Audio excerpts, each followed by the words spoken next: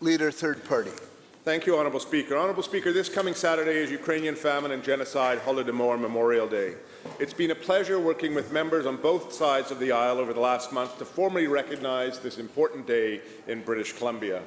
As members know, Ukrainian Famine and Genocide Holodomor Memorial Day is particularly important and relevant to my family. My grandfather and his family were survivors of the Holodomor. He and his wife, together with my mother and her siblings, made their way to Canada after the Second World War. Their stories have stayed with me. During the Holodomor in 1932-33, between 3 and 4 million people starved to death due to Stalin's forced collectivization. Indeed, what unfolded there was horrific. Peasants were forbidden to leave collective farms, and the Ukrainian borders were closely patrolled to prevent the starving from reaching for bread and searching there in neighboring Russia.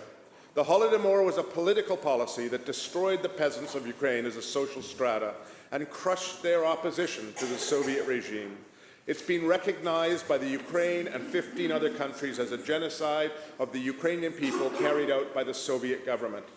Canada is home to the world's third largest Ukrainian population, with an estimated 1.36 million Ukrainian Canadians living across this country, many which have made this province their own home and have contributed to it in all their walks of life.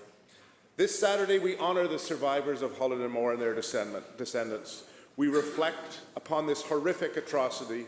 Holodomor let us also remember that we have a collective responsibility to challenge hatred and intolerance and to protect the vulnerable wherever they are in our society. Thank you, Honourable Speaker.